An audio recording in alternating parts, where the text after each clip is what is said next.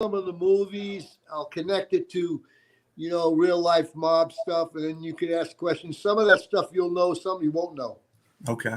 Yeah. Well, we're live now, so Okay. hey everyone that's tuning in. We'll wait for some more people to come in, but today me and Sal are going to be talking about the mafia and the movies.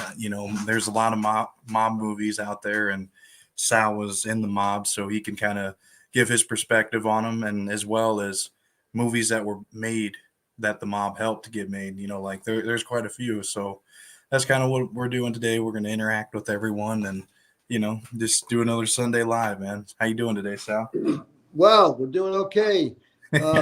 This is called The Mob and the movies, the history of some of the mafia movies, the history of crime movies that many, many years ago, the studios didn't understand or they didn't realize that the public was going to embrace crime movies. I'm talking about the 30s, the 40s, the 50s. I mean, little by little, some of those movies became classics, and the mob guys, the guys in the life, remembered the impact of some of those movies. And I'm going to talk about people like Gene Gotti, who was a completely different personality than John Gotti. And he had a great memory for lines. And so he recited some of the lines from crime movies, like this is in the 70s, like he recited lines from the movies in the 30s or the 40s, and we would laugh, and he would apply it to his daily life. It was really funny. He was very clever. He was quick-witted. It was funny. Yeah, and I'm sure seeing, how you guys were portrayed on the big screen really made everyone, get a chuckle out of that, and really see if they were portraying you guys like they were. But I mean, it seemed like they based a lot of movies and shows just loosely on events that were happening, especially in the Sopranos and stuff. So, right. I mean, it's good. I mean, the way that they did it, a lot of these movies and stuff. But we'll talk about the time that you and I believe a few of your crime partners, you guys went to a movie that you weren't supposed to go to, and but before we get into all that, let's. We'll build up some more people to come in here and ask some questions. But I mean, what were your thoughts on some of these movies? I'll ask you, and then we'll talk about, we'll go into, your encounters and actually going in and watching them with the mob guys. So like the first one I could talk about is like The Godfather. What were your thoughts on that one? Well, when the movie came out, several of the mob families told mob members and associates and people around the mafia life, don't go see the movie. Well, of course, my personality 50 years ago was like, okay, tell me something not to do. And the first thing I'm going to go do is what you told me not to do. So the Colombo guys in the beginning, remember, if you watch The Offer, which was all about the making of The Godfather, they weren't supposed to like the movie. But initially, when the movie came out, the first weekend, Tommy, myself, and Foxy, we went to see the movie right there in Queens. And when we came out of the movie, and I wrote this in the Sinatra Club book, there was crowds of people milling around talking about the movie, and then Tommy, he was the one that said, look at all these people. I go, yeah, what do you mean, look at all these people? They love this movie. I go, so what does that mean? He said, if they love the movie, they love us. He immediately connected the characters from The Godfather to us in the life, And then Foxy, I was asking him questions like, okay, what'd you like about the movie? He said, I liked in the beginning of the movie when Marlon Brando held a cat and he was petting the cat, yet he had decided that he was going to kill somebody during the scene, while the wedding was happening. And then Foxy said, what did you like? I said, I liked the action. I liked, when James Caan pulled up and gave his brother-in-law a beating because the brother-in-law hurt his sister. I liked the protection of the family idea. He was protecting his sister. And then when I said to Tommy, well, what did you like? Oh, he said, I could look at that scene in the restaurant where Pacino's sitting there. He goes into the bathroom to get the gun because he was moved by violence, Tommy. He came out and he shot the two, he shot the gangster, Salazzo, and he shot the police captain. He said, oh, I loved it. I could see that thing over and over. This is what he liked. So, to us, we were relating to the movie because we were living this life. And then people would be talking about it. And of course, it wasn't long after the movie that, we were hanging out in the Sinatra Club. It came out in 72, in May of 72. And 73, 74, we were hanging out in the Sinatra Club. And I guess Gotti and Angelo and the group, they were whacking people out, killing people.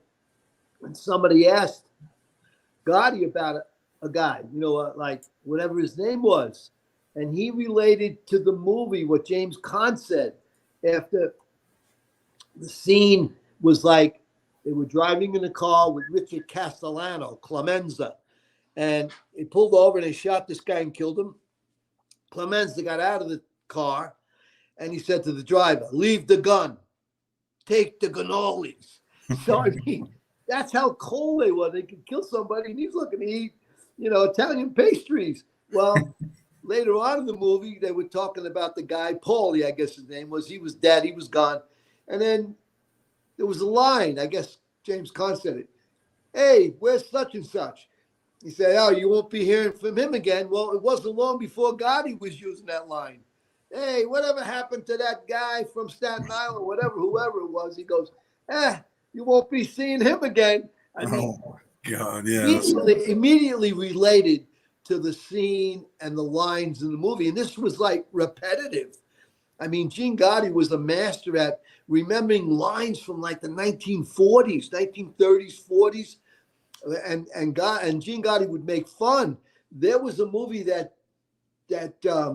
James Cagney did, famous movie. It's called White Heat. Mm-hmm. He was a robber, he was a thief, and at the end of the movie, he gets blown up, on top of a gas tank. But during the movie, there was a guy who crossed James Cagney, and they put him in the trunk of a car. And so they were driving along. They stopped or something, and the guy was banging on the rear trunk. And he said, Cody, there's no air in here. So Cagney said, oh, you need a little air? He took out a gun and shot 3 times into the trunk of the car. Oh, my God, man. I'll give you a little air. How's that? So, I mean, there was always this sort of, comedic touch to violence. And I think the guy who mastered it well was probably Tarantino in crime movies. I mean, He managed to mix violence with humor. And I mean, again, after that, we did see The Sopranos, but all these movies had like an impact on the mob, and the mob had an impact on Hollywood because they started to realize the public was embracing crime and how they were going to create movies that would get their attention. And this happened over and over and over, through the years. Yeah, and I remember me and you did a little video about you turning down The Sopranos, when they were first starting. So maybe we can expand on that too. Yeah, I mean, I was busy creating toys in 1997, 98, and I got a call from an attorney I knew. He worked for Spielberg, and he knew people in the biz, and he said, hey, there's a new show going to be developing by HBO. And there's the guy, the producer, writer, wants to meet you. I go, well, who's that? He said, that's a guy named David Chase. Well, I later come to find out David Chase, his name wasn't Chase. He was from New Jersey, and his name was David Chisano, I believe. Mm-hmm. So they sent me a ticket, HBO, and I flew from the Bay Area down to LA, and I went to a meeting at this popular restaurant with David Chase. And I talked to him, and he said, look, here's 3 scripts. Take these scripts back to the Bay Area, read them, and we'll call you in about 10 days, 2 weeks, and maybe you can come back again, and we'll meet, and we'll talk about what you think about, our pilot and the scripts. Okay. So I went back to the Bay Area, and I read on the airplane immediately one script, and I read the other script. I never read the third script. I thought it was a bunch of crap. It was really for the 90s. It wasn't the mafia that I knew. Okay. Right. And what I really didn't understand was that David Chase was humanizing the Gandolfini character so the people would like him. And also, I didn't get the fact that Lorraine Bracco's character, which was Dr. Melfi, she had him open up in these meetings when he went to meet her, and for psychoanalysis or for counseling or whatever. And then when I went back a few weeks later, I sat down with them. We had lunch, and he said, "Okay, let's go to the office." So we drove over to his office. When I got into their production office, there was a huge table about 20 feet long, and there was stacks of paper on the table. Well, in '98, there was no Google. And I said to him, "Well, where did you get all that information, that printed matter?" He goes, "We used the attorney's LexisNexis services, and we printed out mafia trials and stories, and we're developing inside information about what it's like in the mob." And then they went on to ask me a lot of questions. And one of the questions they asked was, "Well, do you feel some kind of connection between what we're going to produce and the life that you live?" I said, no way. It's completely different. Of course, these guys were mobsters in New Jersey. Yeah. And when guys in New York were mob guys, we looked at the guys in New Jersey like, forget those guys. They're a bunch of farmers out there. They're out there, at milk farms, dairy farms. But some of the things that took place, I did get, an insight to. And I said to David Chase, "I read your scripts. Your dialogue is pretty crisp, but you're missing a few links. You're missing certain words that mob guys use, certain slang words." And I think it was a few minutes went by, and this woman that was a writer, Robin Green, and her husband, they were both at the meeting, and they said, "What words are we missing?" I go, "You're missing words like motherfucker, cocksucker." And David pointed to them, "Write that down." They didn't have those words in, they get dirty SOB or this, that, and the other thing in the dialogue. So they wrote that down. And then I said, there's an essence of mob guys, whether they pretended or not. Mob guys weren't supposed to, go down on women and give them oral sex. And he goes, "Well, how's that?" I said, "Well, there's people made fun of that, especially like a guy, John Gotti." I said, John Gotti had a slogan for a guy who went down on the woman. And David Chase says, "What's the slogan?" And I said, "Well, this is what he used. The man who eats the whole eventually turns to the pole." And so they wrote that down. Of course, I never did see The Sopranos, but a friend of mine. I'll add in all the stuff that you just said was used in The Sopranos, all of that, especially. I later found out that. Yeah, I later found that out. I never watched an episode because after that meeting, they gave me a contract from HBO. I still have it. I never signed it. They were going to give me like $1,000, $1,500 a week as a consultant. Well, I had, at that very moment that year, I created the toy and I made a lot of money. Like I made like $1 million in like 5-6 months. So I didn't need their $1,000 a week.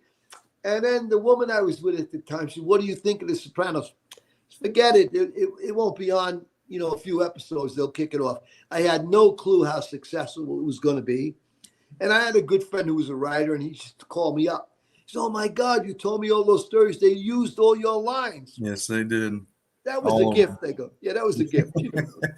Yeah, I mean, because they would go on to do 6 seasons. They did the movie, the mini Saints of Newark. That was a good one. I mean, it was really good. But I mean, you were making all that money at the time, so I mean, you're not really even focused on the 1,000. But no, I was straddling Hollywood and collectibles. I always made money with collectibles, and collectibles were very steady. I could make money buying, selling, trading. Long Beach. Right around the time, I don't remember exactly when Craigslist came out, but I had ads up there. I was buying and selling every day. One of the things I found out about Hollywood was there'd be a bevy of people coming from all over the country, moving there, thinking they were going to become rich and famous actors or whatever. And they would bring their items that they owned. Well, it didn't take long, 6 months or a year. Guys were selling baseball cards, collectible toys, and I was buying all that and flipping it. And I was capitalizing on the people that went broke in Hollywood. And so, yeah, I went back and forth. I played with some of the ideas, but I did work with interesting guys. And one of the most interesting guys I worked with was a popular writer who was partners with Scorsese. And I met this guy in 88, 89. I wrote a couple of scripts with him. His name was Mardick Martin, and he wrote Mean Streets, Raging Bull, New York, New York, and a whole bunch of other movies. And I worked with him. We had a deal. I would teach him. He never had a computer. I would teach him how to use a computer, and he would teach me how to write structure for a screenplay. Because if you didn't have structure in the screenplay, the film, the screenplay, the whole essence of it would fall apart. So I worked with him for a couple of years. I learned a lot. He was a good teacher. He was much older, and he just recently died some years ago. But he was very famous. You know, I mean, he wrote Raging Bull. Yeah. So, yeah, and he was in and around the mob because he lived in New York with Scorsese. Yeah. Of course, Scorsese went on to do a whole bunch of mob movies, you know, very famous mob movies. Yeah, well, let's answer some of these comments that we got in here. Okay. Let's see. My brother, he's in here. He said Italian. That was one of the first ones we got in here. But so John, remember he came in last week. He said, "Hey, how you doing?" We're doing good, man. How you doing? I'm doing good, man. I enjoy these live broadcasts. I like the interaction with the extemporaneous questions.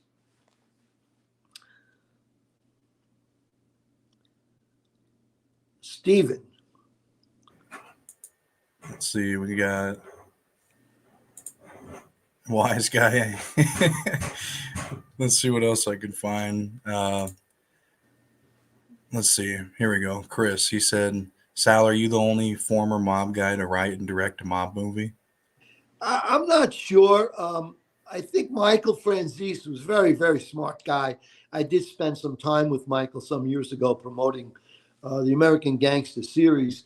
I'm not sure. There were certain guys that went to Hollywood that worked in and around the business. You know, look, actually, when you think about Chaz Palminteri, he wasn't a mob guy, but he was in and around the life. I'm not sure who wrote, but I did co-direct the movie Sinatra Club, and of course we didn't have any money, and the script that I wrote was 120 pages. Because we didn't have money, we shot like 82 pages. Half the script was gone.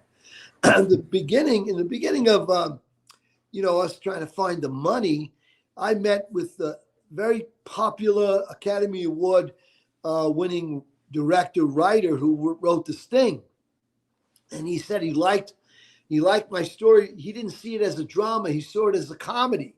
And I asked him, "Do you mean like My Blue Heaven, you know, with Steve Martin?" He said, "No, your characters are deep, they're rich." He said, "Let me take this movie. I'll give you $250,000, and we'll make a comedy." I didn't see my own movie as a comedy. I did see it as being funny a little bit. But what I started out to do at the Sinatra Club was paint a picture to give the public a landscape of who John Gotti was and how he became the most popular mobster since Al Capone. And of course, we shot the movie, we completed it, but it was an education. And I had been in and around, that was 2009. I had been in and around Hollywood since 1988. I even took a Jewish name, writing scripts so no one would know who I was in the 80s. Yeah. So I paid my dues. I had fun. I worked with great actors, and I met a lot of good people in that business. Yeah, and I think I'm just sitting here thinking, I know Sammy has, you know, his book, and then he had a movie on his life. And I don't know, Henry had Goodfellas. Yeah. And yeah, but, you know, Henry couldn't write. I mean, he didn't know where to put the comma, Henry. He couldn't write anything, you know.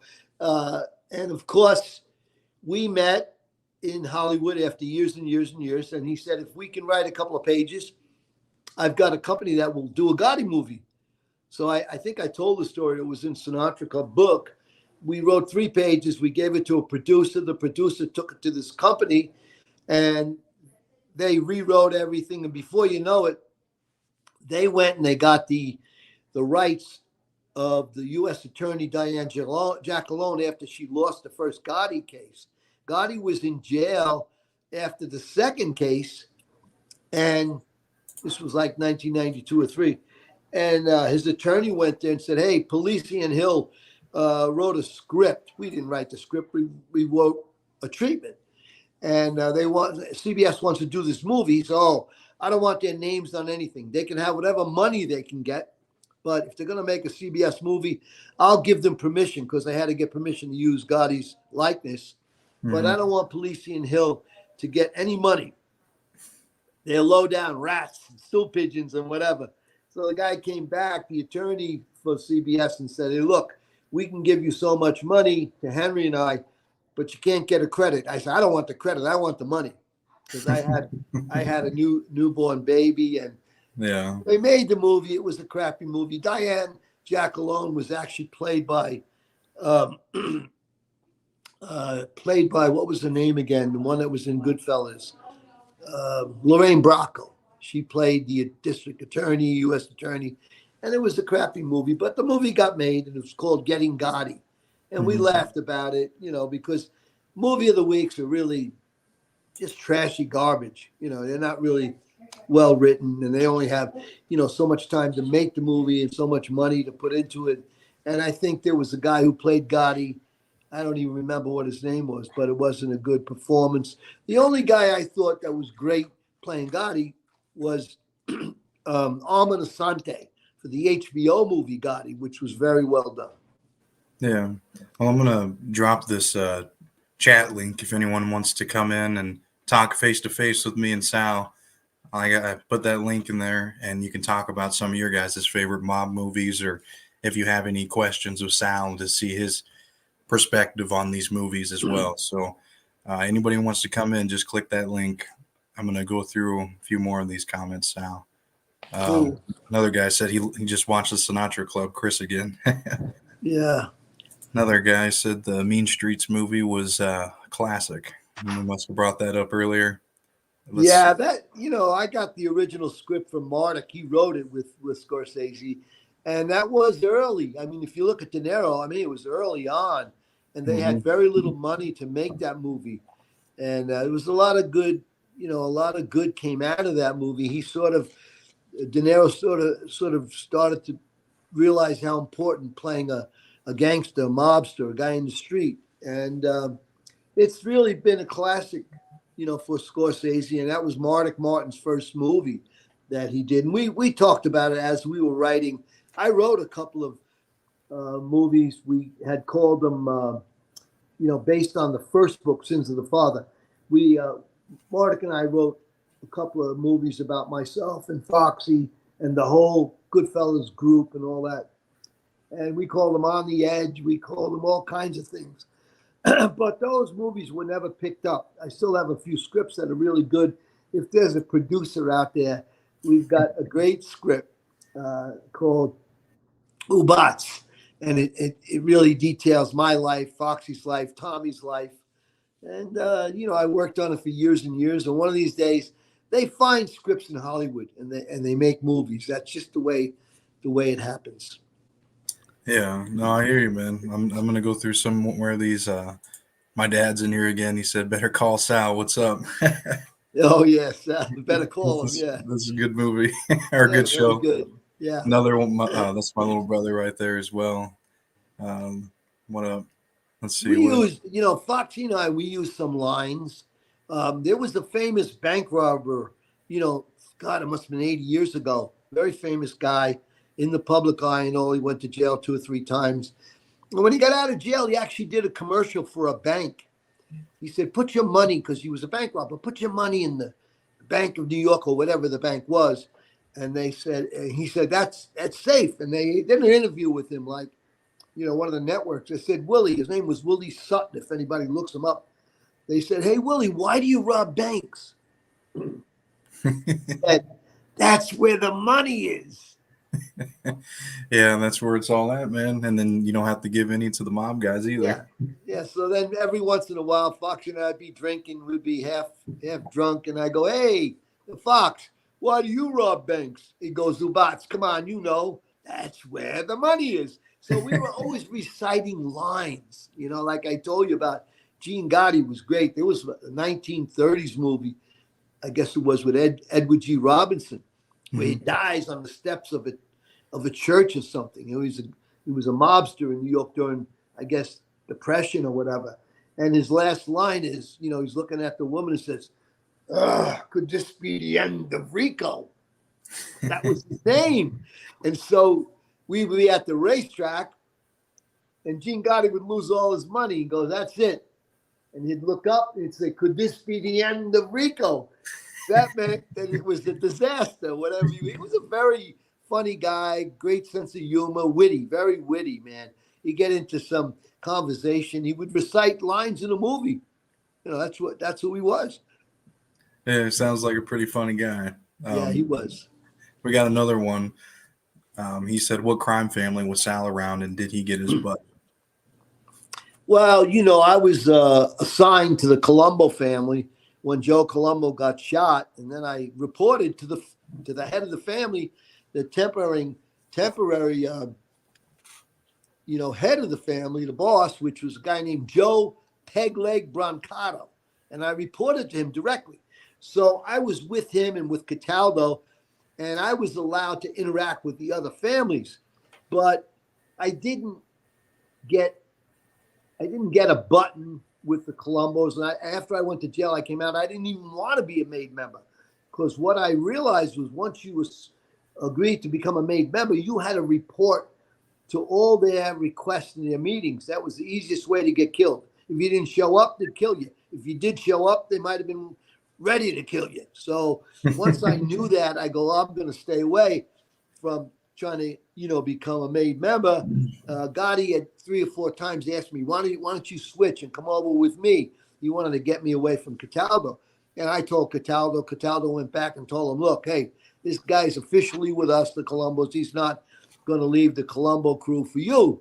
Mm-hmm. And of course, that's exactly what Sammy did. He left the Colombos and went with Gotti and the Gambinos. Hey, Sal, I got someone that joined in. It's actually my brother. Let's see what he's got. What's your favorite mob movie ever? Well, to be honest with you, there was such validity and so rich, because I had an eye for film. It was The Godfather, no doubt. But there was other movies I liked. I mean, I liked Carlito's Way. Yeah, that's a good one. Yeah. And there was some comedies. There was a character from a mob movie, Gene Hackman, Danny DeVito, and Travolta was in it. And Travolta's name was Chili Palmer. Yeah. And I'd be around Hollywood, and there would be people that were in the business introduce me. Hey, this guy is the real Chili Palmer, they would say, you know, that left the mob and went to Hollywood. Yeah. What's your favorite movie, Johnny? I'd have to go Goodfellas is my favorite movie ever. It's just, from beginning to end, I can't get out of it. I just stuck in the movie. Anybody talks, I tell them to shut up. You know what I mean? It's just a really good movie, I think. So. Well, yeah. When I asked a writer once, why was Wise Guy such a good movie, John? He said, because it detailed the life like no other book. Yeah. Okay. Nick Pileggi wrote. And when I saw the movie, because I knew Henry. Okay. Yeah. And Henry was, if you had a scale of a 1 to 10 from a mob guy, he'd be down around number 9. Okay. But the Jimmy Burke character, who I knew personally, I thought his character was slighted and slanted. And I thought, wow, if you told the truth about who Jimmy was, he was the sharpest guy in the whole life that I knew, even above a lot of made guys. He could do it all, Jimmy Burke. So I love Jimmy. Great guy. Got to know his family. And his wife, she was tough as nails, Mickey. While I was in prison, I owned a deli. So Mickey would go to my deli and get all the salami, pepperoni, and make a box, bring it to Manhattan and give it to a corrupt jail guard. And the jail guard would slip it into us. And then Jimmy would have, salami, pepperoni, cheeses. Jimmy was the way he could get her. He would fit right in with the corrupt politicians in this day and age. Oh yeah. He was a manipulator. He was classic, though. You got to like the guy. Yeah. Johnny, I thought you like the Black Mass. I thought that was your favorite. That's a good one too. I like that one a lot. What's your favorite scene out of that one? My favorite scene is right off the beginning. You've seen that one too? Whitey Bulger? Yeah. Yeah, I mean, another interesting character who played two ends, two sides against the middle and all. He was the sicko because he killed women. Yeah. I mean, I just didn't agree with that stuff. He didn't give a shit. He just killed whoever did him wrong. Right. So in the end, look, I always said this. Most of the guys I knew that were sick, vicious killers, they all died miserable lives. Yep. Yeah. They died suffering. I just didn't get it. Like the Iceman, who I didn't know, but I knew a guy who sort of controlled him. His name was Roy DeMeo. That was a sick killer. Yeah. Yeah, he ended up taking out a lot of people, man, and they wrote a book. I mean, I recently read the book on it. His son that, Albert DeMeo, he put sins of my father or whatnot, but it was pretty damn good. And he went through a lot with, his father taking out all these people and stuff. And slowly he brought his son into that life when he didn't even want to be in it. You know what I mean? But it just kind of happened because that was his dad. And so if you read about Roy DeMeo, then you read about the Iceman. The Iceman had two guys that he did some crime with, and he had them hiding out in a hotel motel. And he said to them, I'm going to come visit you this afternoon. So he goes there, and I'll bring you lunch. And he goes there, and he brings them lunch sandwiches. Capicola. And whatever it was, they were laced with cyanide. No. Yeah, he killed him right there. I mean, this was the guy who walked down the street, talk about vicious, treacherous killer, and would blow cyanide into a stranger's face just to show how he could easily kill someone. This was a sick guy. Yeah. Well, Johnny, I know you got a favorite movie quote from that Black Mass, and I wanted to hear it. So let's see what you got. Because I mean, Sal talked about his friends and stuff quoting the movies and stuff. What was one of yours? It's right at the beginning. He's sitting there at the bar with his buddies, and his dude's putting his big, fat, filthy fucking fingers in his mouth, and Whitey just loses it over that. Just fucking freaks the fuck out. And that's honestly my favorite part of the movie right there. Yeah. Very crazy stuff. Well, thanks for coming on. We're going to keep going on. I'll bring you out. Oh, man. Well, let's go through some of these comments, Sal. Yeah. One of our Patreon subscribers, Colby, he said, "What's up, Sal and Adrian? How you doing this morning, Colby?" Another guy said he was in prison with Whitey. He could not stand Henry Hill. I might take the link and come on and tell you why. Yeah, if you want to come on, man. Yeah, tell us. Come on in. I'll drop the Leon. I'll drop that link again in the live chat if you're still in here. Let me. So let's use Henry as an example. Henry in the movie 1990 Goodfellas had a meeting with Karen in the house, and she said, "I got to go shopping." And he looked at her. He said, "How much you need?" And she put her hand up, went like this, "That much." So down the road, we saw in Hollywood, talking about money, and somebody would say, "How much you need?" They would go, "That much." Stack of money. Instead of a quantity, they just say, "Hey, give me that much." Yeah. Darush, hello, how you doing? Let's see, we got another one. Oh, we just went on OC Shorts. They're talking about. He said, according to OC Shorts, a really good mafia YouTube channel, Billy Batts was probably not a made man, by the way. I have no info on that, whether he was a made man or not. From what I heard, and usually I talk about things that I know or I was there stories. From what I heard, he was a made guy. Okay. Here we got Leon. He came in. How you doing, man? I'm doing good. How you guys doing? Can you hear me good? Yeah, Yeah, we can hear Leon. you. What's your story with Whitey? My story is I did 6 years in the feds, and I did my whole 5 years at Coleman, USP2. I Yeah. was my last year there. Whitey Bulger came in 2015. He Wow. came December of 2014, and we actually became pretty good friends. So I know his whole life story. I was pretty much his prison pal before I left that year. So I know everything about Whitey Bulger because he told me everything from day one. So I'll take it upon myself to defend him. Did he talk about killing those women? He told me that Stephen Fleming, there was 2 females. Right. There was a Deborah Davis and a Deborah Hussey. Yeah, 2 Deborahs. He told me that Stephen Fleming killed Deborah Davis, the first girl. Yeah. He told me that out of his mouth. Yeah. He did kill the second girl. He didn't tell me, but I actually used to sit next to him.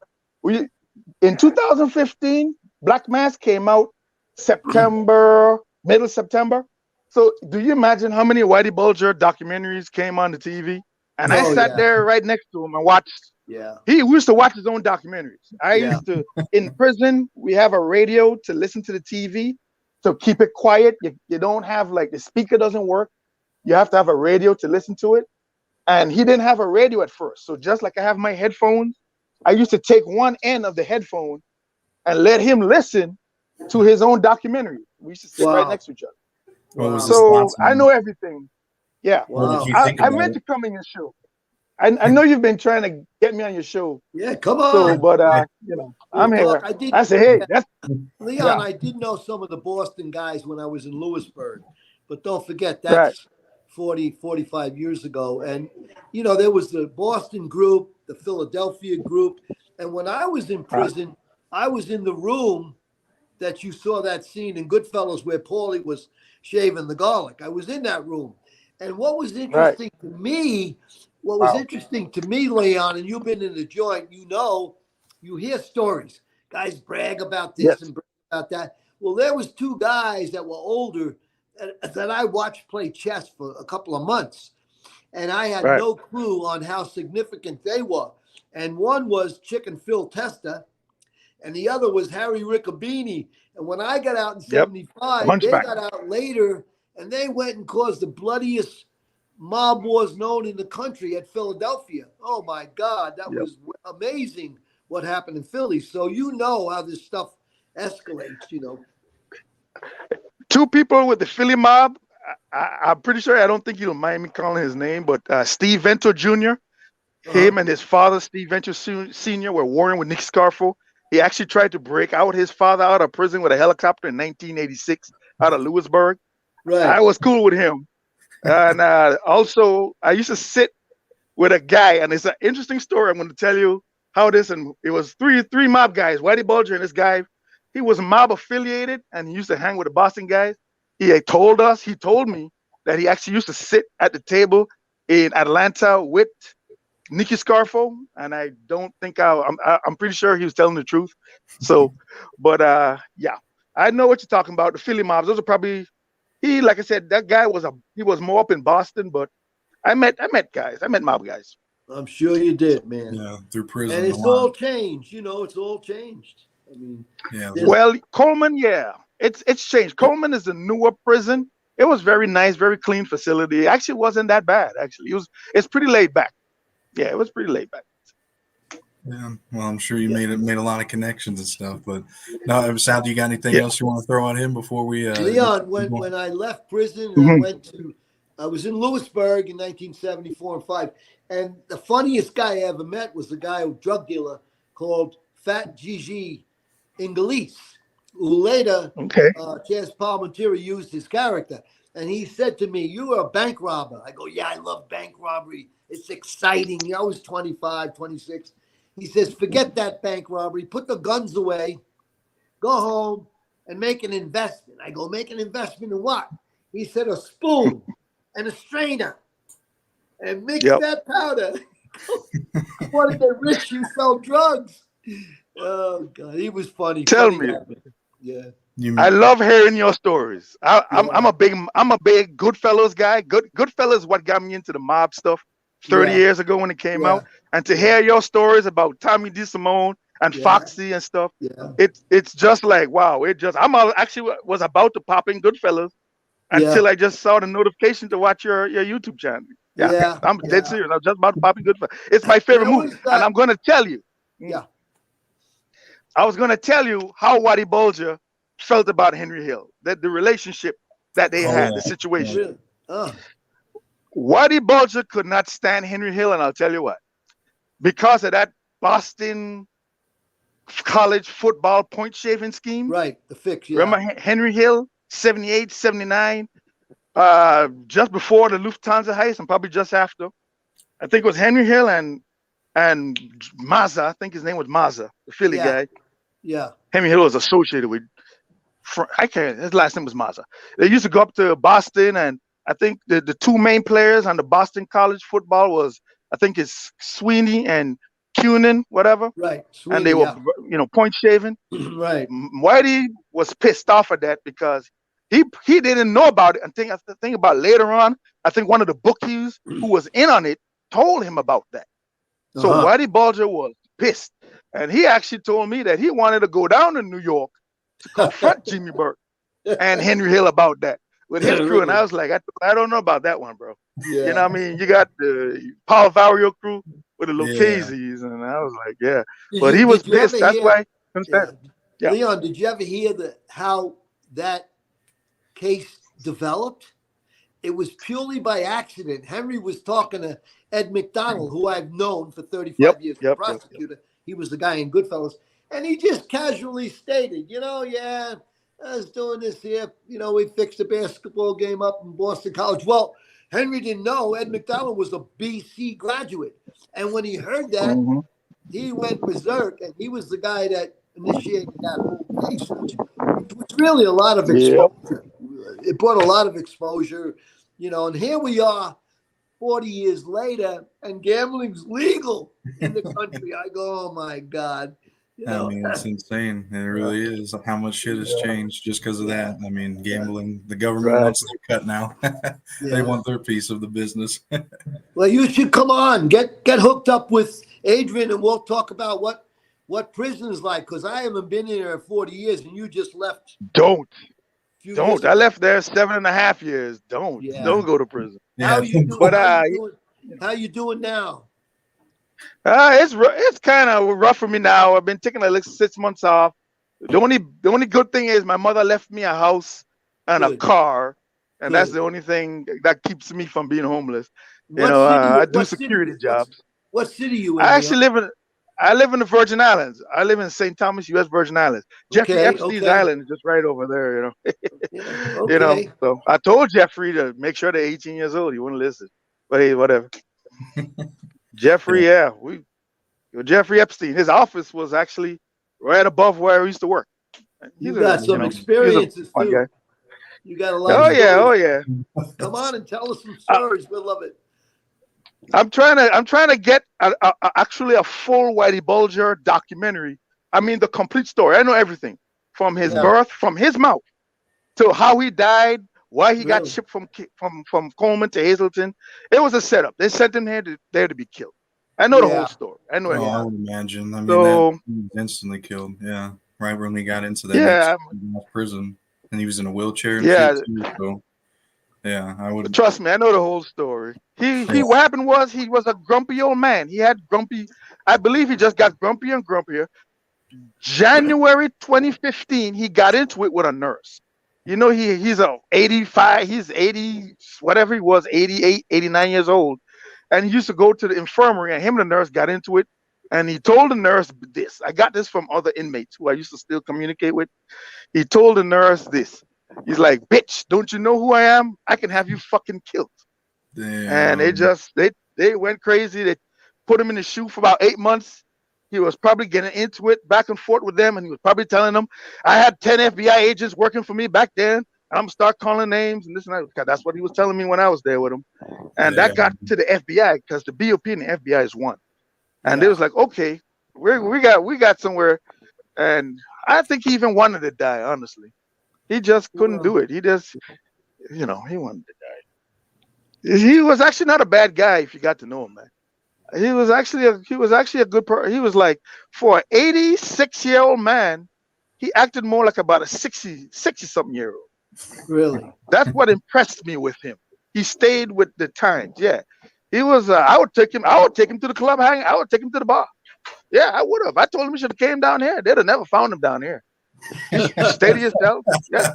The islands that the FBI agents, they're so crazy. I work security and shots ran off and they pull out their guns and I didn't go to jail that night. That's how laid back it is. Let's just put it that way. Yeah. So we appreciate you coming on. Yeah, man. come on. Come We'll on, have be you a come guest. on again, man. Yeah, be a guest. We can Well, talk about, I think we can talk about it. yeah. I got a lot more stuff. I know you've been trying to reach out with me. Yeah, I just been trying to work on other channels and No, I hear you. I know you. I got you on Facebook, I think, or Instagram. So just hit me up. Yeah. Okay. Yeah, you DM me or I DM you on Facebook, and we can schedule some. Good. No problem. All right. Well, appreciate it, man. Thanks All for right, tuning in. Leon. All right. Well, hey, thanks for having me on. Okay, guys. Yeah. All right. Have a good one. You too. Well, That was cool. everybody got stories, man. Well, that's what I'm saying, man. I mean, you were in prison so long ago, and these guys are just getting out, and it's some of it's changed, and some of it hasn't at all. So, let's see what else we got on here. Always got people coming on. I know. I'll put the link in there again if anybody else wants to come on. I know we got a lot of people in here, so anybody want to comment anything to ask Sal or come on face to face, just let us know. So we got another question and said, how about Donnie Brasco? What were your thoughts on that movie, Sal? Well, that was a good portrayal of what went on. I actually met the real Joe Pistone, and I talked with him and what he did, and eventually people got to understand what was happening and how Pacino was really good in that movie. Of course, Johnny Depp was amazing, and that was a good story. They talked about how the mob was sucked in, and it was all about greed. And eventually there was a lot of guys killed over that, and of course, Joe Massino wind up rising above all of it, the Bonanos, and guys were embarrassed that they were sucked in, because they weren't paying attention to who this guy Donnie Brasco was. Yeah, I mean, it really was a game changer for a lot of them letting this guy in because, I've interviewed guys that infiltrated the mob and stuff, and they really talk about just putting in endless hours and just their whole life consumed with this. And right. I mean, they got the results they wanted for the most part, but yeah, they're definitely the downfall of the mob as well. Let's see. This one is about your movie, Sal. Donald asks, was that part when y'all killed that pedophile in the Sinatra Club film? Also, was it real? I really liked that film. Well, yeah, the guy turned out to be a low class pervert, and we rearranged some of the real facts of a pedophile that I did know. I mean, there was only a few things that I was against. One was murder, and the other was against, hurting children or women. And so it was interesting in the movie. At the end, my oldest son was sitting there playing cards, and he picked up the guy that, we were going to kill in the movie, and he carried him over there. My son was very muscular, so he got a little part in the movie. He didn't have any lines, but he came down, he spent some time, because he was sort of a student of film. He really liked, mob movies. He likes all movies, but at that time, that was 15 years ago, he was still in his 30s. I think he was like 39 or 40. And he had a lot of fun watching us make the movie. I had spent years in and around Hollywood working under different names. And I met a lot of great actors. I mean, Michael Nouri, who played Fatico in our movie, he would entertain us. At the end of the night, I'd make some food right on the set, some snacks or appetizers. And Michael Nouri would tell us stories about Marlon Brando when he was young, Michael Nouri, which was like in the 70s or something like that. Because Michael Nouri, one of his famous movies that he was in was when he played the boyfriend of, oh God, the dance movie. What was that again called? Oh gosh. I'm sure someone will comment in. What's Yeah, that dance movie yeah, Sal's talking about? yeah. But let's see. Another one we got here is Stay Hungry is their name. I think it was interesting that Sal said Jimmy was a great at poker and Tommy was lousy at it, Right. even if Jimmy tried to teach him. That could have been an interesting scene in the movie. Well, I got to tell you, it says Stay Hungry. In 75, I was at West Street House of Detention, Federal House of Detention. And in July, they moved us to the newest Federal Detention Center on Park Row. It was a brand new building with no bars, and it was high tech at that time. And when I got in there, I was with this guy, Dave Icavetti. Mhm. I was on the 7th floor. I was in my room was 747. And it was interesting because there was only so many guys in each cell block there, each floor. And lo and behold, Jimmy comes in and Tommy comes in. So I'm partners with Dave Icavetti and Jimmy Burke. Jimmy Burke was partners with Tommy DeSimone. We were playing pinochle. And we're playing for push-ups. And Tommy was the worst card player you can imagine. He couldn't remember what cards were played. And they would lose all the time. And then Tommy couldn't do push-ups, so Jimmy Burke did the push-ups. And so, and this was after he killed Foxy. So I had to put up with him and make believe I didn't know he killed Foxy. But here we were in the federal holding facility together. And Icavetti at that point, because I was 29, I was 30, he was schooling me. Look, forget the idea that you wanted to kill him because he's going to get his anyway.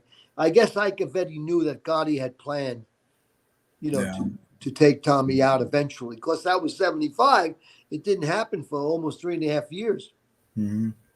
Another one we got was, they said, did you ever watch The Irishman? They said they didn't really enjoy the movie. What was your thoughts on that one? I didn't watch it either. I thought it was a little bit embellished. I mean, I think they made a big deal out of it. I just didn't enjoy the movie.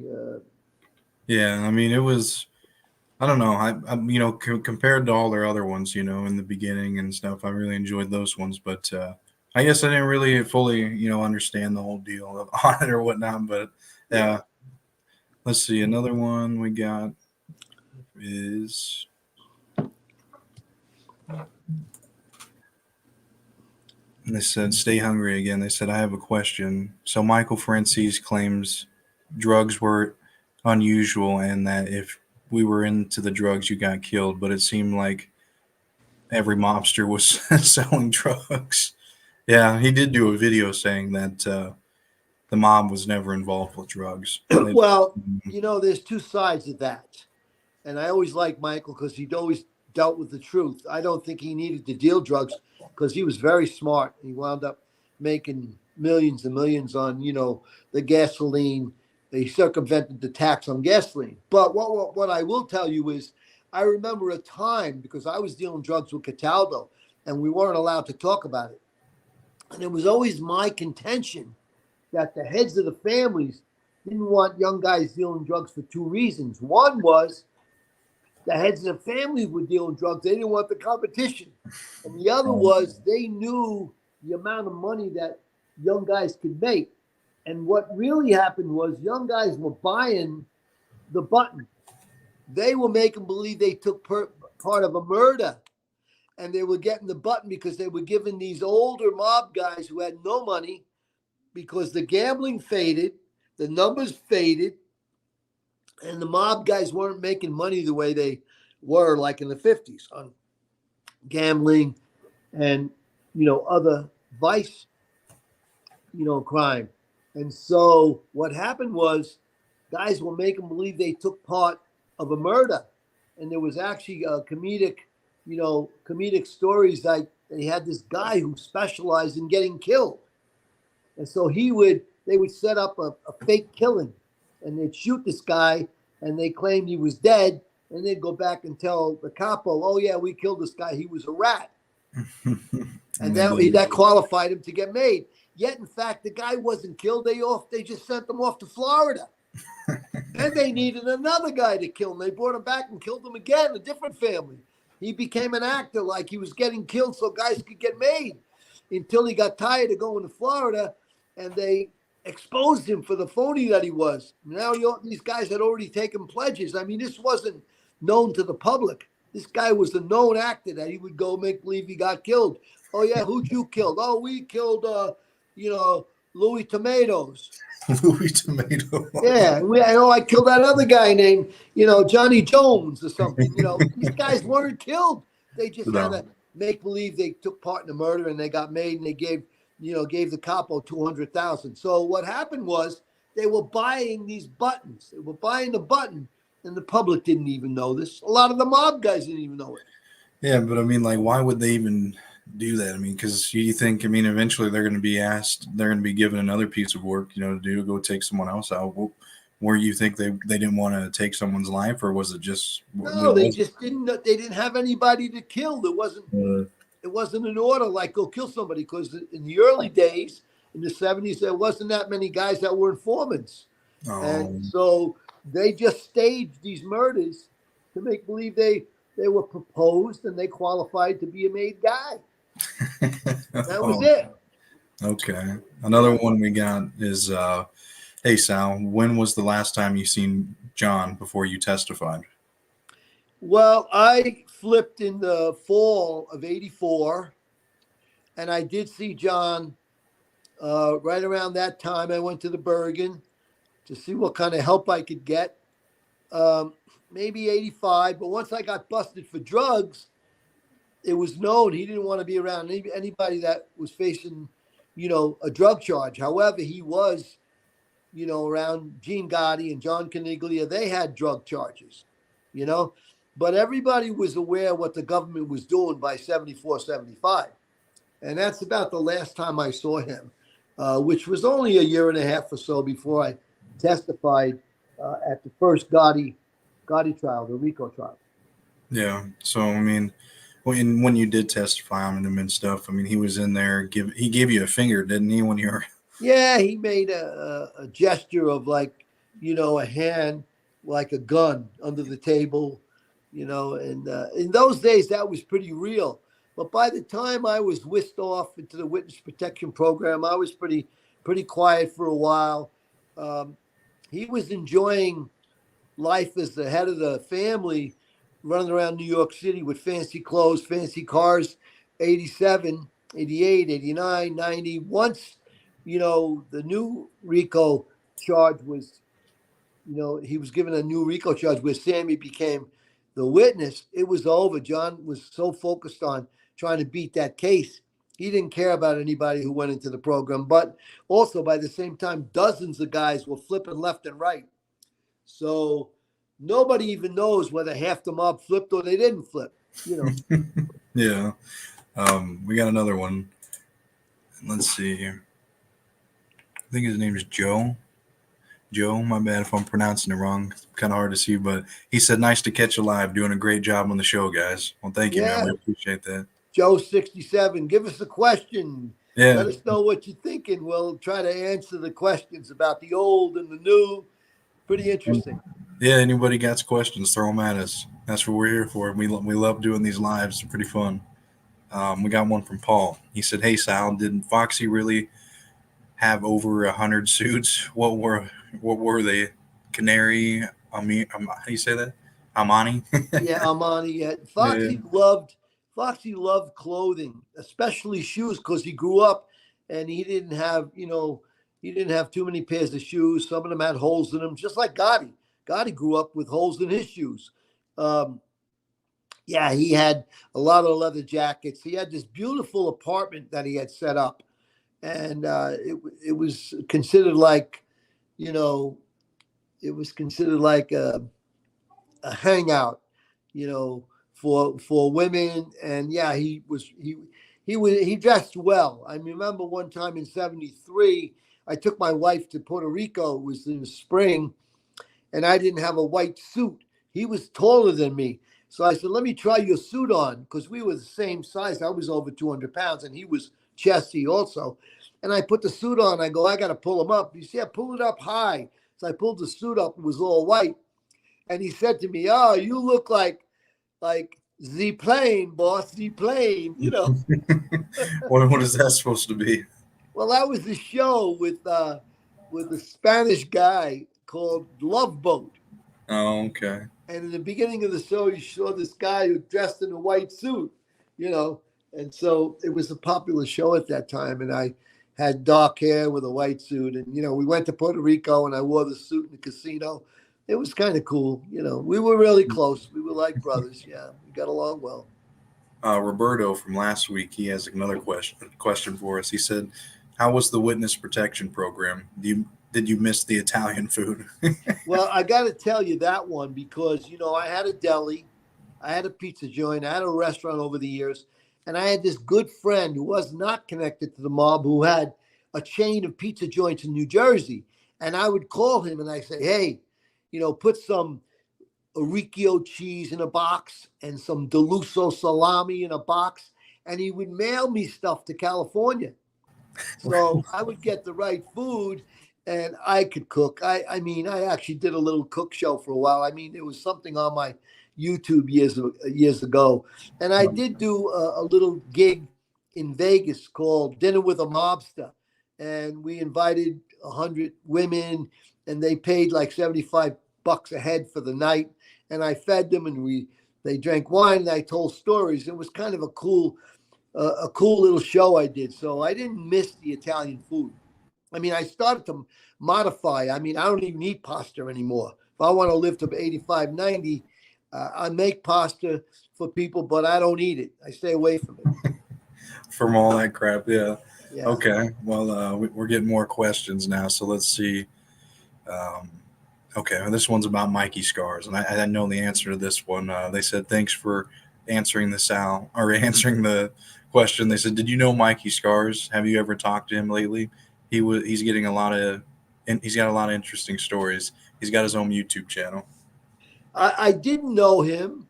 I believe he was like 10 years younger than me. So by the time I left the life in '84, I don't know. I think he was, so I was, let's say 39. So he was 29 at that time. I didn't know him, but he's got a lot of great stories. He was pretty close to Gotti, and I guess he was close to Junior. Mm-hmm. And, you know, I didn't know him at all, but he does have a lot of stories to tell. So we did live a similar life. Yeah. Well, and then to follow up too on that is I've been talking back with RJ, you know, his co-host and stuff. So we're trying to eventually get something lined up where we can collaborate and do some show together and have Sal and Mikey, you know, trade some war stories, you know, about Gotti. Because, you know, Sal was with him when he was young, and then Mikey, he was with him, you know, when he was a lot older and stuff, you know, the boss and stuff. So it'd be interesting to compare stories on that. Yeah. Let's see. When you and Sal, let's see, what's that said? When you said John had charisma. He did. Charisma. Yeah. He had charisma. I called him like the Pied Piper. He could convince guys to do things that they normally wouldn't do. I mean, look, we had fanatics in this world, like the guy in Waco, Texas, you know, a Christian fanatic. And we had the guy, you know, down at in South America there who had, you know, a following of fanatics, and they talked people into doing things they didn't want to do. So John sold a good product. What people don't realize is that the mafia was really a cult. They had you take a vow to put the mob life, above yourself, your family, your friends, your children. So it was something that people, you know, signed up for. A little bit like Manson in a way. People don't realize Manson was a charismatic guy, and so Gotti was charismatic, and he could, talk people into doing things they didn't want to do. Look, he talked Foxy into renting a car, and him and I went to Florida and gave John Gotti an alibi, and they killed somebody and stuck him in the car. Till this day, I don't even know who the body was that they stuck in that car. No So they were clue. killing people. Yeah, they were killing people and getting away with it. Okay. Another one we got is question. Did you ever watch the John Travolta Gotti film? That's an interesting question because one of the guys that I put in Sinatra Club movie was a guy named Leo Rossi, a 50-year acting guy, great guy, smart, knows the biz. He wrote the script. And so I was talking to someone who had the script, and they said, we don't think that script is too good. I didn't make any judgments. I never saw the film, but I did read the reviews. And it was a movie that tanked immediately. So, and John Gotti Jr. was involved in that movie. So I didn't know any of the principals, but I did know Leo Rossi. I worked several months with him on the Sinatra Club movie. He actually played Paul Castellano in the Sinatra Club movie.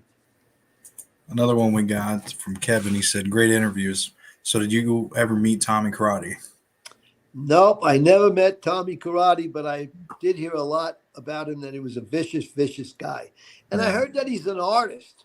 I don't know if people. I think I seen it on Instagram. Yeah. He has his own page. Someone must help him run it from the inside. John Gotti was an artist. Really? What did he do? Artist? He did a lot of pencil art. So occasionally you'll see it. He was a very bright guy. I mean, he was well read. He had a great memory. He was witty. I would say John Gotti might have been close to Robin Williams' speed of wit, that quick wit. And also, the guy I also put in the movie, he played in the movie. We talked to him recently. What was his name again? The guy from Staten Island. He was in the movie. Yeah, you talked to him. Oh, Joey? Joey Diaz. Joey Diaz. Yeah. Another quick-witted guy, very funny guy. Anybody gets a chance to see the Joey Diaz, he came in and read for us. He didn't even read what we gave him. He just did a spontaneous, version of a wise guy. And Joey Diaz is just a really nice guy. I got to know him. I've known him now 15 years. Yeah. So hopefully we'll get him on the show. Yeah, I mean, we're trying to get it set up. I've been texting him back and forth, so that'd be a hell of a, an honor for me because, like I said, he's one of the guys that got me into doing this whole podcasting thing, man. So good guy, nice guy. He is. Yeah, he is. Another one we got is, I think you may have commented to this guy on our YouTube comments. It was he's asking about Richie Red Holmes in Providence, Rhode Island, in maybe the late 80s. He said, okay, so that guy's name was Red Gomes with a G.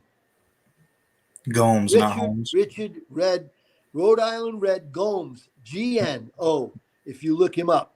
And he was the killer from Rhode Island.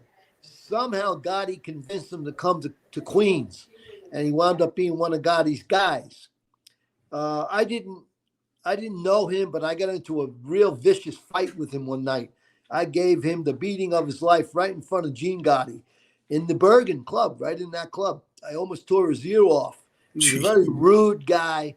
And of course, we had a big sit down over that.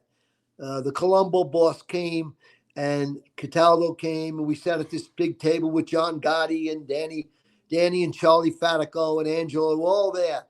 And Gene Gotti told the story that he was drunk and disrespectful, and that was it. Gomes, yeah, that's it. Richard Gomes, yeah. I think he died a miserable death. Let's see. We just did a whole episode on this one, Augie. We just yesterday we talked about Angelo. We did, I don't know, maybe 50 minutes just on I believe he was the fourth guy we covered that was hitman for the mafia. So yeah, we did a whole episode that will be coming out next Saturday. I think Angelo was a funny guy. He didn't know he was funny, but he was funny because people looked at him like, I can't believe he's saying certain things. He had a lot of lines.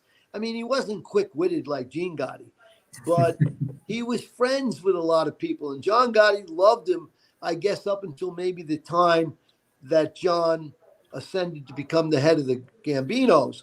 And then they realized how foolish he was and the stories he was telling on telephone calls.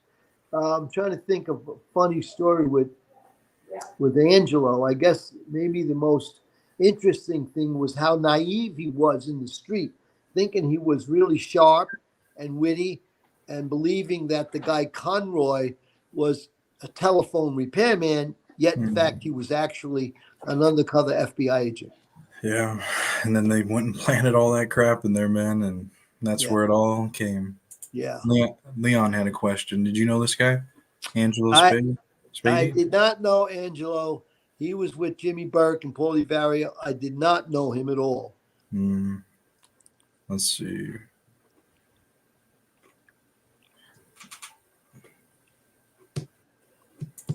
There we go. We got a new commenter in here. Mike, he said, do you think the neighborhoods would be safer today if the mafia was like how they were in the 80s when the neighborhoods were better looked after back then? I think that's a perception that where John Gotti lived, you had a lot of mob guys that lived there. I think that's a perception that they held on to, that people wouldn't come into Howard Beach, Queens. That's where Gotti lived, because the mob was there and they wouldn't let you get away with much. I don't know if that would work today. I don't think people have the respect for people. Forget the mob association or the life of the mafia guys. I just don't think the young people have respect for others, and that's just how I feel. We got another one here. Someone just said they bought your book last night. Well, we appreciate that, Sal. Which book did you buy? The Sinatra Club or Sins of the Father? Sins of the Father or Sinatra Club. Yeah.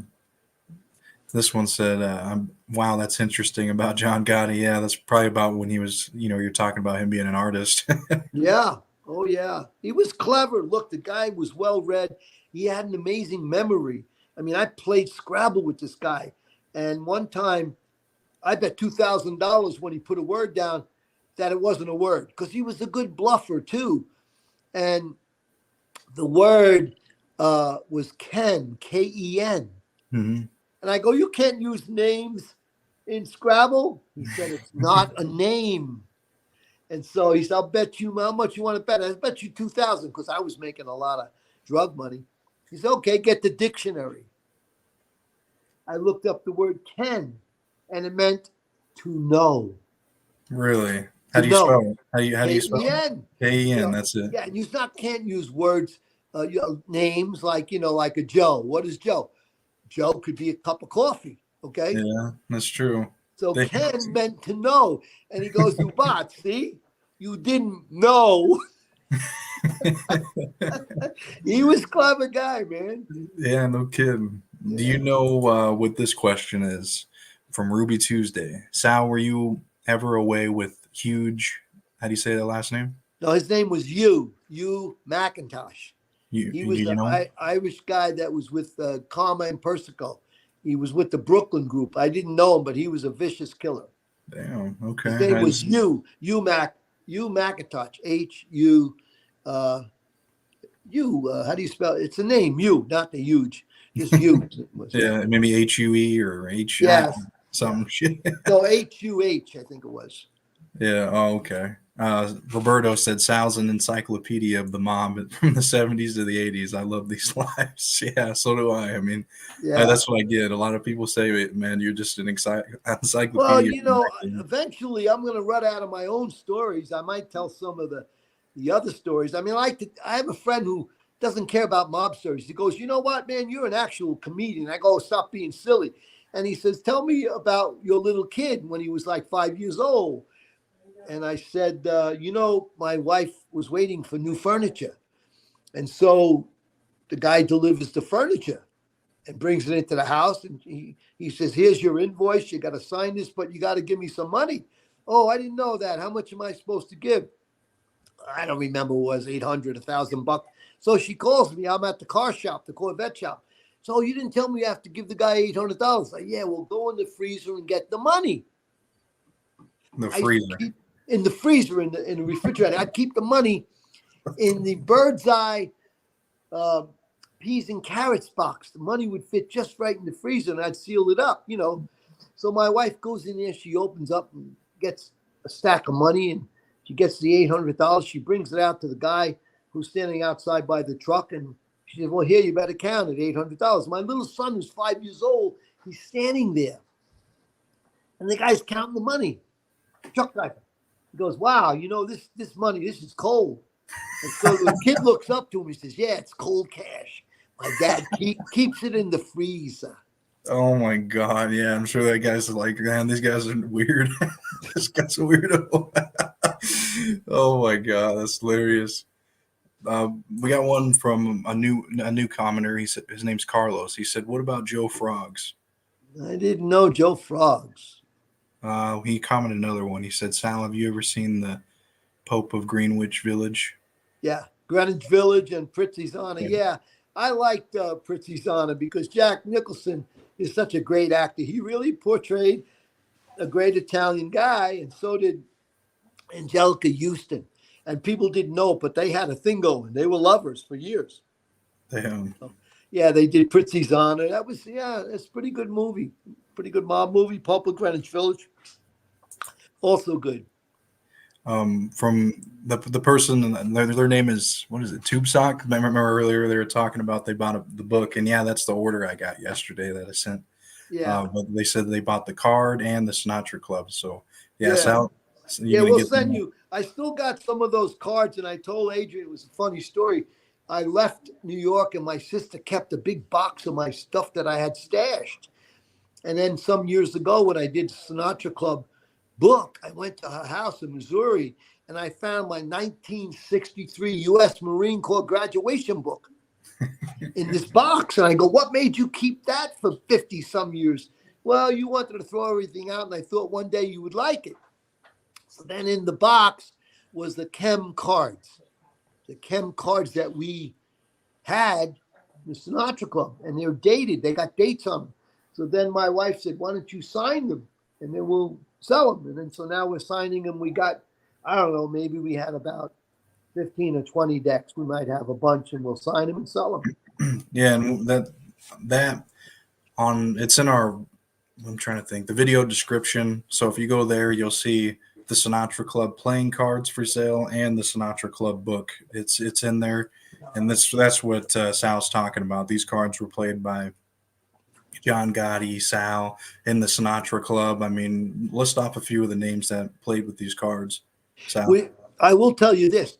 We would have more cards, but every once in a while when I played poker with John Gotti, I forgot to mention, he would get so mad because I would bluff him. Now, when you bluff in poker, you're not supposed to show the guy that you bluffed the cards.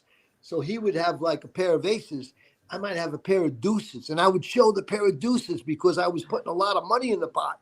He would get so mad, he'd take the cards in his mouth and rip them and throw them across the room. That's so fucking nuts, man. And then Cataldo would tell me, don't do that.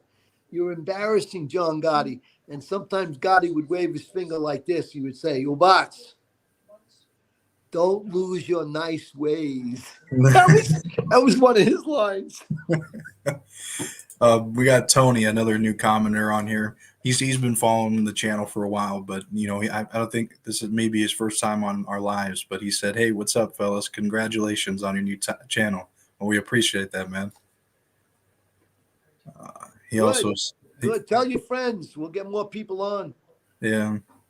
He said also Pope of Greenwich video, one of my favorite movies. Greenwich Village, yeah. Greenwich, like you said. Yeah. Let's see. Do you want to keep going, or you want to?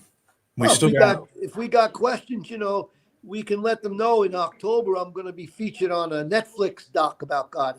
It won't come on until October. And I shot that with Netflix in New York about a year and a half ago. So they take a long time to get that thing out. But it'd probably be pretty interesting to see how they're putting together a documentary on who John was and how he became, you know, the Teflon Don. Yeah, and you're great for the, you know, for portraying his early life, because you're around him, way before he went and became, the boss of the family. Yeah. It'll be an interesting one. Right. And we can also tell people that I believe today Sean Atwood's posting our episode that we did on his channel as well. That was a good interview we did, Right. around 90 minutes, and then we got the Johnny Mitchell one that's going to be coming out soon. And then we also went on OC Shorts. So next Saturday, he's aiming to try to get our show that we did with him out there. So you guys can find us there. And then, of course, we got our Patreon channel. If you guys want to subscribe to that, we got a $10 tier, and then we got a $5 tier. So if you want to get like exclusive stuff and chat with Sal one-on-one, because I mean, these lives, we get so many comments, but I go to the questions that I can get to, because I mean, if we went to each single one, there'd be so much. But a lot of good questions, though. Yeah, they do, and that we appreciate that. And I think if you really want to get to know Sal and text him one-on-one, and it'd be really in your best interest for Patreon, because that's where he knows how to run it and comment back and forth pretty easy. So yeah, we got that.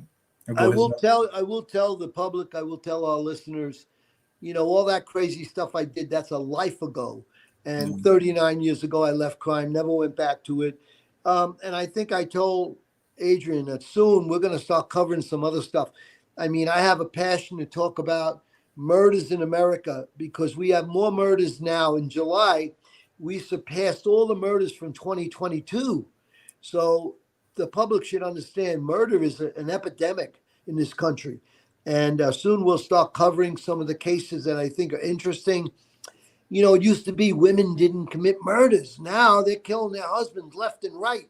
Yeah, my mom always watches those shows. Yeah, it's insane. Pretty dangerous out there. Yeah. Watch out for the for the wrath of a woman. I mean, Yeah, you don't know, man. But I mean, it's good. I mean, it's good that we tell these stories. That's what I've always told you as well. I mean, we got to tell them, because we kind of look at them as people find them entertaining and stuff, but they're also horror stories that people can prevent themselves from going through if they got grandchildren, because we got a lot of older people that watch it. But they can show them this show or tell them stories that you went through, guys that you knew that went through all this crap, went to prison, ended up getting murdered and stuff. I mean, it's not a fun life. I mean, yeah, you have funny stories and stuff, but it's definitely not the road that you want to go down. It's not. And I always want to make that clear too. We did get these are called super chats, Sal. This is one of our first ones. So he paid $5 and he just said, "Thanks for the show, guys. We appreciate that a lot. That means a lot." Well, that's good. Yeah, that helps a little bit. I mean, we're not going to the Bahamas on $5, but it helps. Yeah, it does. It really means a lot, because that's our first one. I forgot I activated those. So that's another way, you guys join in on these lives and you want to get your questions heard right away, the first one, and make sure that Sal answers them. Please send those in as well, because I totally forgot I activated those. So those come in handy. I mean, even if it's $1, whatever, it don't matter. We appreciate it. It supports us, But on that note, I suppose I guess that's all I got, Sal. You got any All final? right. Well, that's good. We'll be doing some new stuff. We're going to do Charles Caniglia, a really sick puppy. This guy was a vicious, treacherous killer, and I knew him pretty well. And he managed to mask the violence that he was involved in, putting bodies in acid. I mean, he became a legendary murderer, and now he's doing life. So we'll talk about Charles, and we have other people to talk about over the years. And I know you guys like the shows, but thanks, Roberto, thanks for coming on. Yeah, well, next Saturday, you guys can look forward to seeing Angelo Ruggiero. And then the Saturday after that, we'll plan on probably having Charles out, just depending, because Sal's going to get a book. He's just waiting for it to come in. I finished mine because I got it on the ebook, but Sal's going to wait for his. He got the physical one, so it takes a little while to ship. But, we appreciate everyone joining in. We look forward to seeing you guys again. All right. Thanks.